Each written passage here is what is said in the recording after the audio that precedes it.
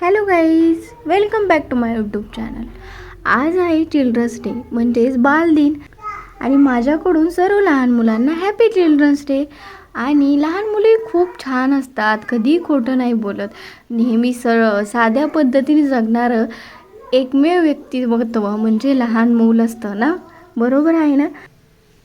आणि लहान मुलांची स्वप्न इच्छा अगदी छोटेशा असतात ना, अगदी अगदी या सुंदर कवितेसारख्या.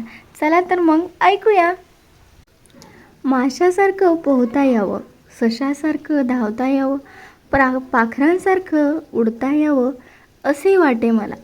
आभाळाला भिडतो माझ्या स्वप्नांचा झुला, हत्तीसारखी दमदार चाल, कासवासारखी कणखर ढाल, अस्वलासारखी उबदार शाल हवी वाटे मला. आभाळाला भिडतो माझ्या स्वप्नांचा झुला, कलंदर ऐट सिंहासारखी, अचूक झेप वाघासारखी, मोहक तान मोरासारखी हवी वाटे मला.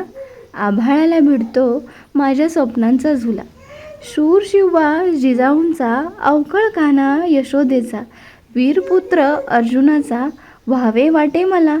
आभाळाला भिडतो माझ्या स्वप्नांचा झुला. आभाळाला भिडतो माझ्या स्वप्नांचा झुला. लहान मुलांची स्वप्न ही अगदी या कवितेसारखीच असतात ना, अगदी गोड, मनमोकळी, कोणताही हेतू नसणारी. ते विचार करत असतात आपण सुद्धा पाखरांसारखं उडावं, अगदी खूप काही करावं. नाहीतर आपण मोठी माणसं मनात नेहमी काहीतरी हेतू घेऊनच जगतो. जसं वय वाढेल तसेच विचार बदलत जातात, दृष्टिकोन बदलतो आणि दृष्टिकोन बदलला की आयुष्यच बदलतं. आणि आयुष्य म्हणजे जसं काही रेस होऊन जाते, त्यामध्ये कोणीतरी जिंकणारा, कोणीतरी हारणारा, त्यामध्ये स्वप्न कधी हरवून जातात त्यांचं त्यांनाच कळत नाही. माणूस पैशाच्या मागे धावू लागतो, जास्त पैसे मिळवणं हेच त्याचं स्वप्न होऊन जातं, तेही दुसऱ्यापेक्षा जास्त पैसे मिळवणं. का दुसऱ्याची कंपॅरिझन का करायचं आहे.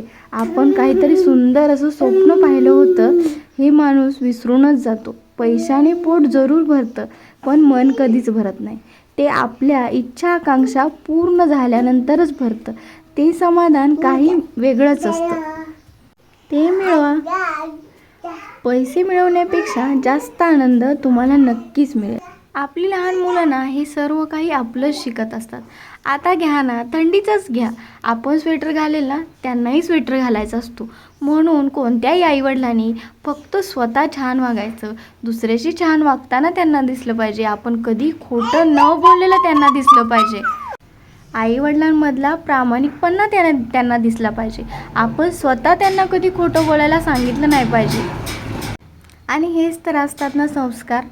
आणि आईवडील जसे वागत असतात तसेच मुलं पुढे जाऊन वागत असतात. आणि आपल्याला जर त्यांच्यातला हा लहानपणीचा प्रामाणिकपणा जपायचा असेल तर आईवडिलांनी लहानपणी जशी मुलं आहेत तसंच आपलं मन शांत, प्रामाणिक, आणि त्यामुळेच आपल्या लहान मुलाचाही प्रामाणिकपणा कायमस्वरूपी राहील. आणि असा होता आजचा व्हिडिओ. कसा वाटला हे मला कमेंटमध्ये सांगा. चला तर भेटूया नेक्स्ट व्हिडिओमध्ये. बाय. Like, share, subscribe.